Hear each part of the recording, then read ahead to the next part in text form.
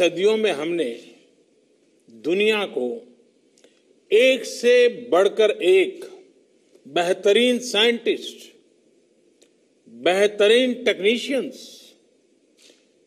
Technology enterprise leaders हमने दिए हैं। लेकिन ये 21वीं सदी है और तेजी से बदलती हुई दुनिया में भारत को अपनी वही प्रभावी भूमिका और उसको निभाने के लिए और अधिक तेजी से हमें खुद को भी बदलना होगा।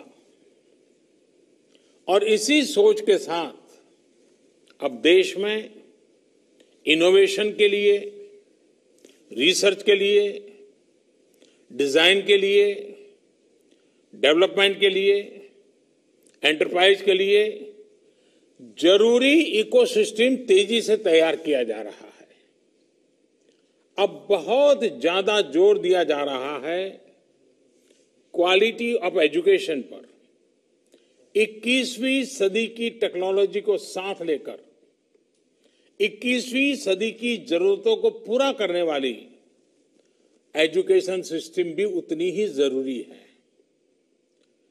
प्रधानमंत्री ई विद्या कार्यक्रम हो या फिर अटल इनोवेशन मिशन, देश में साइंटिफिक टेम्परामेंट बढ़ाने के लिए अनेक क्षेत्रों में स्कॉलरशिप का विस्तार हो या स्पोर्ट्स की दुनिया से जुड़े टैलेंट को मॉडर्न फैसिलिटीज और आर्थिक मदद, रिसर्च को बढ़ावा देने वाली योजनाएं हो या फिर भारत में world class 20 institutes of eminence के निर्माण का मिशन, ऑनलाइन एजुकेशन के लिए नए संसाधनों का निर्माण हो या फिर स्मार्ट इंडिया हैकाथॉन जैसे अभियान, प्रयास यही है कि भारत की एजुकेशन और आधुनिक बने, मॉडर्न बने, यहां के टैलेंट को भरपूर अवसर मिले। साथियों, इस कड़ी में कुछ दिन पहले देश की नई एजुकेशन पॉलिसी का ऐलान किया गया है।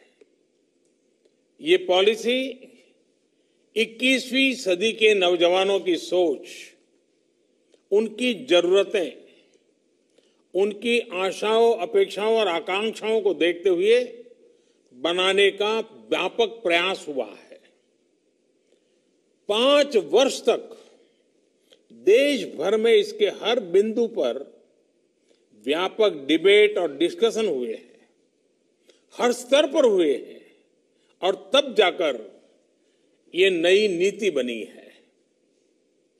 ये सच्चे अर्थ में पूरे भारत को, भारत के सपनों को, भारत की भावी पीढ़ी की आशा आकांक्षाओं को अपने में समेटे हुए नई भारत की शिक्षा नीति आई है।